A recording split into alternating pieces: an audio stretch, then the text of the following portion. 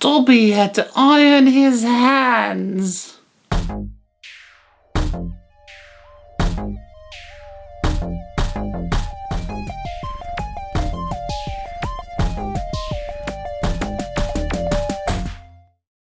Alright, everybody, continuing on through my rewatch of the films in the Harry Potter franchise.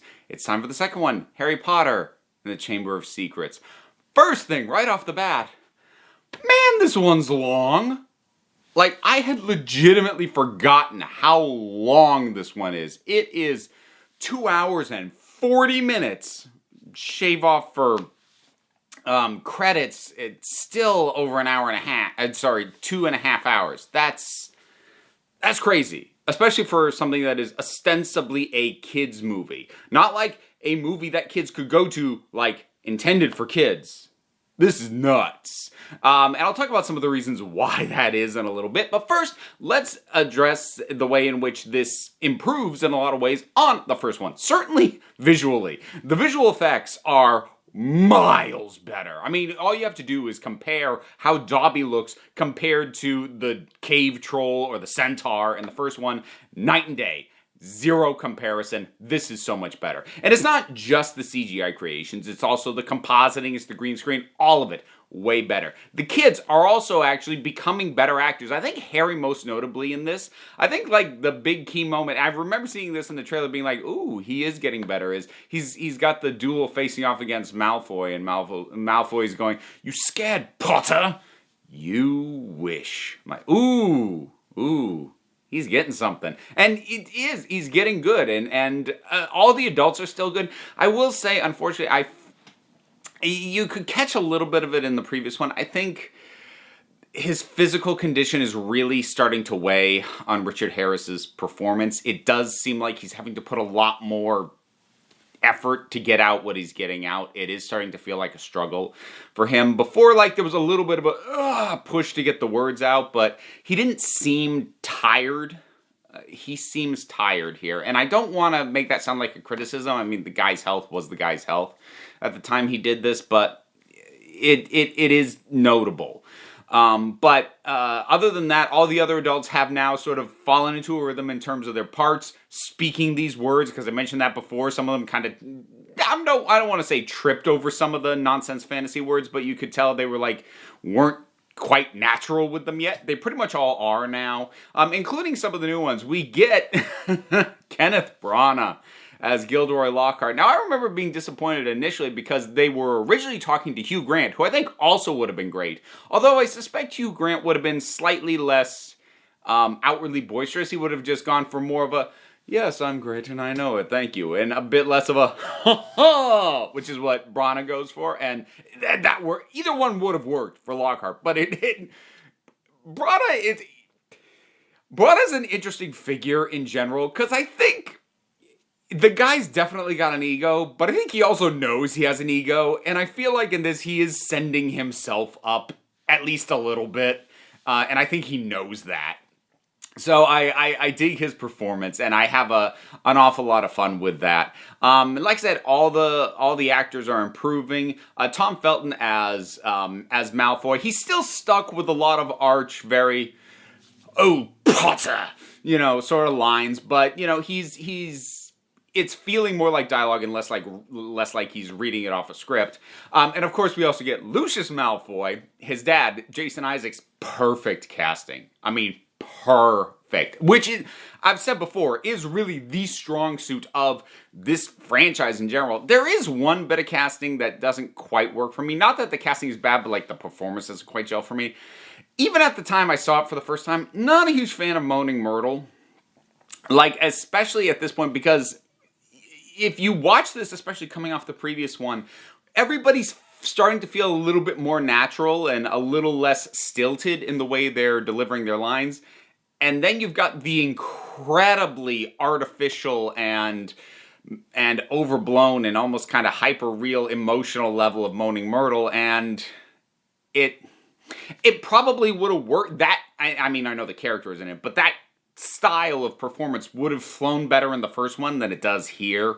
And also, random bit, the woman who plays Moaning Myrtle was almost 40 when she was in this. So, there's that. Now, I mentioned the length on this, and that is kind of the sticking point. This is an odd one because it's one of the shorter books. It might even be the shortest book. And yet the movie is so long. And I think a big part of that is because this is one of the ones that is much more an active mystery than the others. There's usually a mystery element in most of the Harry Potter stories, but I'm not sure you would actually describe a ton of them as structurally being mysteries, because the first one had all this groundwork to do, all this world building, and just move things along in that way. This one, despite the fact of not having to reestablish everything and do the exposition over, is part of the reason it's as long as it is because since it is a flat out mystery, i.e.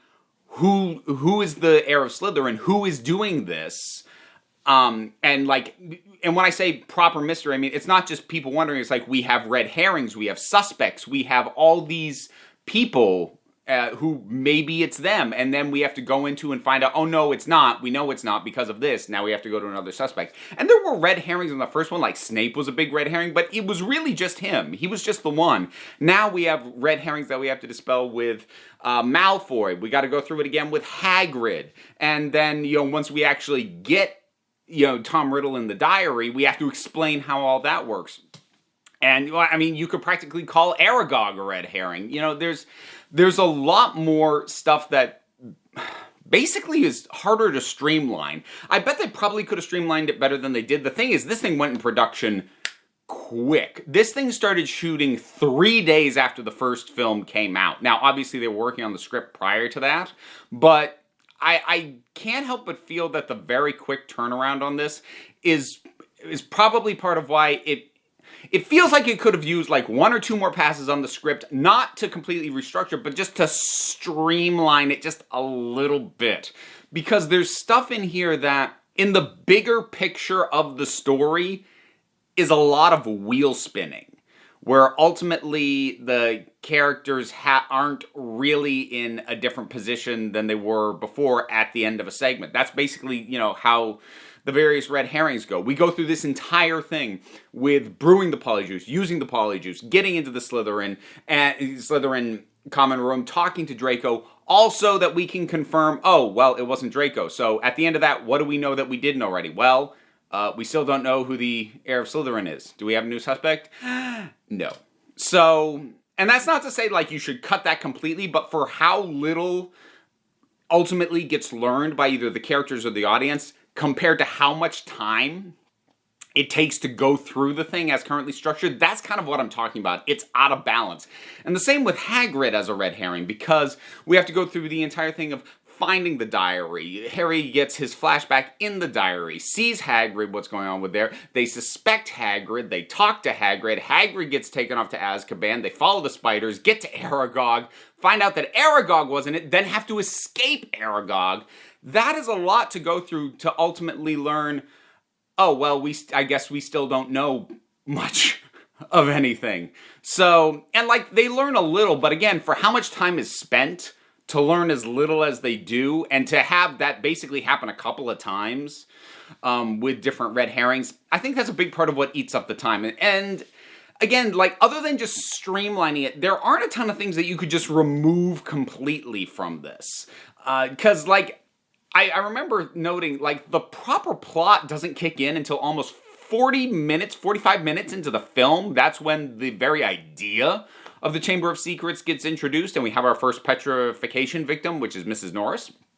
And the thing is, though, as long as it takes for the plot to kick in properly, and at first it's weird, it's they don't have to reestablish all the exposition. Why is this taking so long? Well, because we do still have a fair amount of stuff that needs to get established, and most of this is going to end up being relevant later. So we do have to meet the Weasleys and get a better sense of this family, and they're great. I really do love Molly Weasley, especially. I love how she can turn on a dime shouting at one of her kids and then turning to Harry or Ginny and just being like, oh, hello, sweetheart. I love that she can do that. And then Arthur is, he's just lovable. You get where the kids get a lot of of how they behave.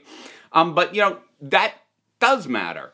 And then, we need to introduce Gilderoy Lockhart. We need to introduce Lucius Malfoy. We got to get them back at the school. We got to get them into a rhythm of what they think is normal before we can disrupt it. So, as much as it's weird that it takes 40 minutes for the plot to kick in, I don't think, maybe with a couple more passes and just streamlining and tightening the scenes, maybe they could have gotten it down to half an hour, but it still would have been a little while before the plot really kicked in, no matter what.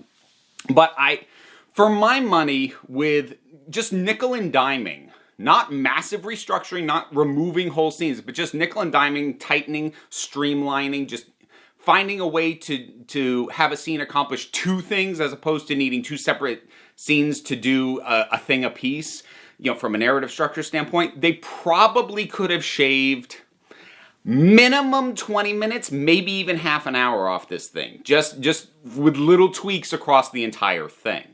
So it's one of those things that's very odd, because no individual scene necessarily feels bloated, but by the time the film's winding down, you're like, oh man, I feel like I ran a marathon, which might be part of the reason why I think, I sometimes get the impression that this is not one of the better loved entries in the franchise, and I think that sort of feeling of, oh, are we still going, that you have by the end of it might be part of that.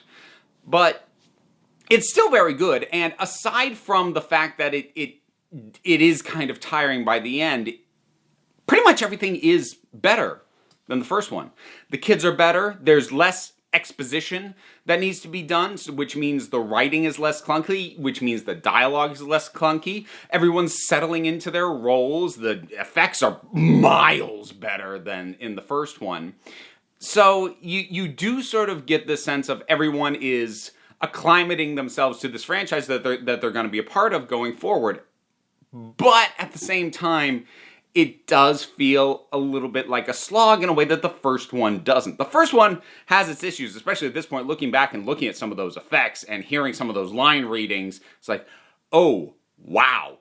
Really glad that this wasn't the only one and they got to keep going and improve this.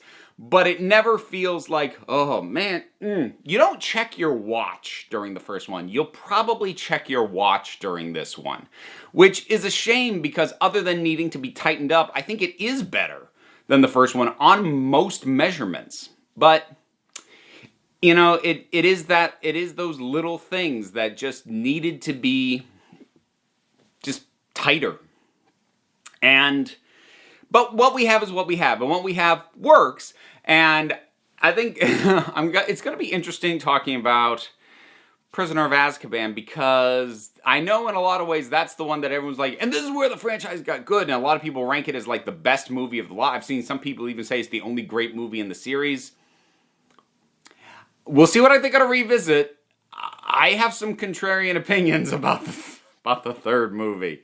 So there's a setup and a hook to get you to come back and watch the next one. But Chamber of Secrets, I think it's good. I think it's solid. It's just too long. And to refine it would have taken a lot of little touches as opposed to big excitations of major plot elements or anything like that. The other thing I'll mention is we never get to see this performer play Tom Riddle again, but the young actor who plays Tom Riddle from The Diary on this, really good. And obviously, he's way more intimidating than that face in the back of Quirrell's head was. That was just kind of weird and slightly creepy. Like, we get a lot more personality out of this sort of frozen memory of Voldemort, as much as it annoys me that they kind of cut my favorite dialogue exchange, which is Harry just sort of poking at him like, you're a vague memory of somebody who couldn't beat me at his full power. What are you really going to do? Like, and Harry's still scared when he says that, when he says his equivalent of that in the book, but he's like, he'll poke at this guy. I've seen what you're like now. You're a parasite. You're barely alive. And I kind of miss that. But despite that, I really do like them confronting each other, and I like their exchanges. I just shoved that randomly in the middle at the end while I'm trying to do wrap up. Chamber of Secrets! Have you seen it? What do you think about it? Whatever your thoughts are, drop something down in the comments. Let's talk about it. There is a whole bunch of stuff to do down there as well, because there is buttons and links. You can like, subscribe. I definitely appreciate that. There's a Patreon. I appreciate that as well. Helps improve the channel. Helps me cover my bills. And additional to that, I've got a book. I've got merch. There's my socials down there. All sorts of stuff. Click on links. They'll take you places. Or don't. You don't have to, because at the end of the day, folks, you're the council. I'm just running the meetings, and until next time, this council is adjourned.